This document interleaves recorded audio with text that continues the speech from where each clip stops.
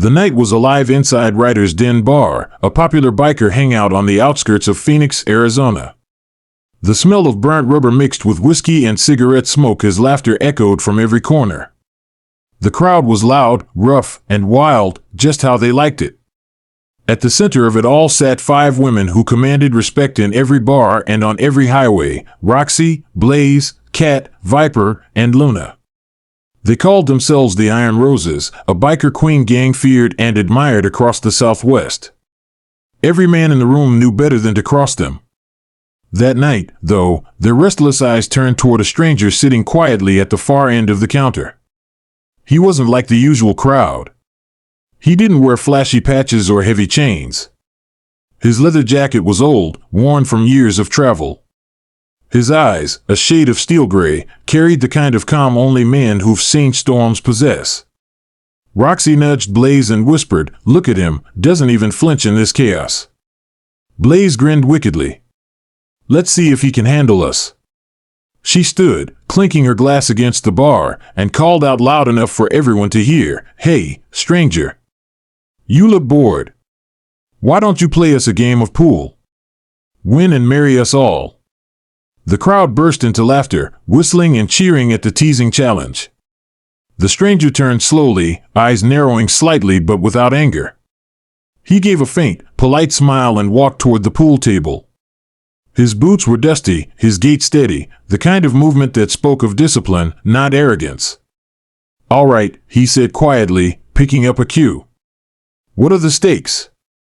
Blaze chuckled. "If you lose, you buy us drinks all night. If you win," she smirked, "you can start planning 5 weddings." Everyone roared again. The music lowered, attention shifting to the match as he chalked the cue with deliberate calm. He leaned in for the first shot, and the balls cracked perfectly across the green felt. Even Roxy's smile faltered a bit at how precise he was. He continued without saying much, sinking ball after ball.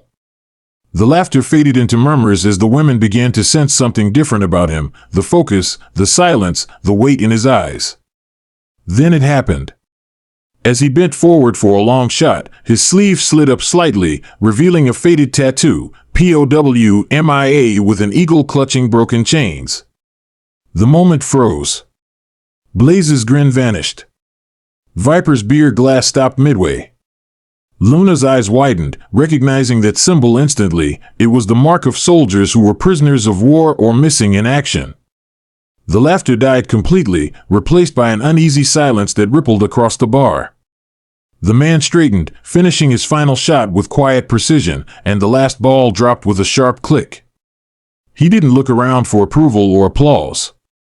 He simply set the cue stick down, pulled his sleeve back over his arm, and whispered softly, "Didn't mean to ruin the fun."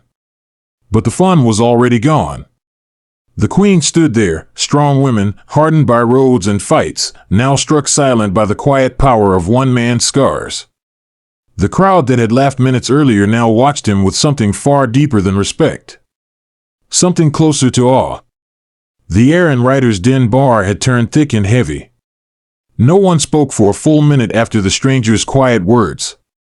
The 5 biker queens, Roxy, Blaze, Kat, Viper, and Luna, stood frozen, their usual confidence replaced by uneasy curiosity.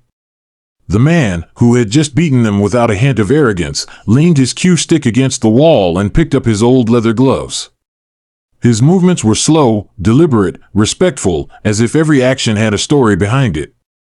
The bartender, an old Marine himself, was the first to break the silence. "That tattoo," he said softly, "you serve, son?" The stranger nodded once. "Name's Cole Walker. U.S. Army. First Recon. 3 years missing in Laos." The words landed like a punch to the gut. Even those who didn't understand military life could feel the gravity behind them. Blaze swallowed hard, her playful smirk long gone. "Missing in action?" she asked, her voice barely steady.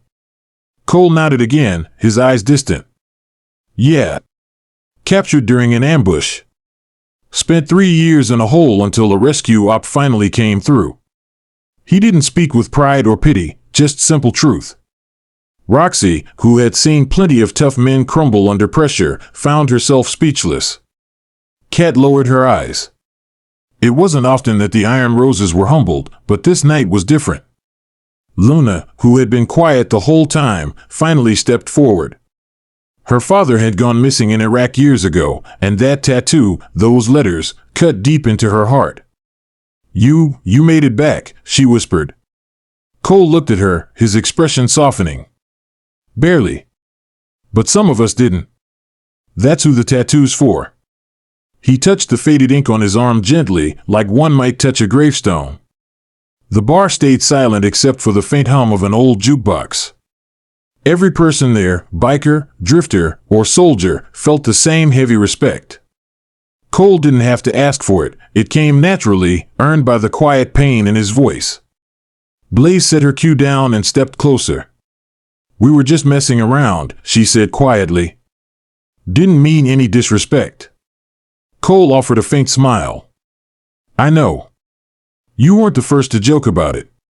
Won't be the last. Freedom lets people laugh without fear, and that's why we fight for it." Those words hit hard. The Iron Roses, once laughing and fearless, now stood like soldiers before a commander. The bartender poured Cole a drink on the house. "For the ones who didn't make it back," he said. Cole raised his glass slightly, replying, "To them." Everyone else in the bar followed his lead. When Cole finally turned to leave, no one dared stop him. The clinking of his boots echoed across the wooden floor like a drumbeat of respect.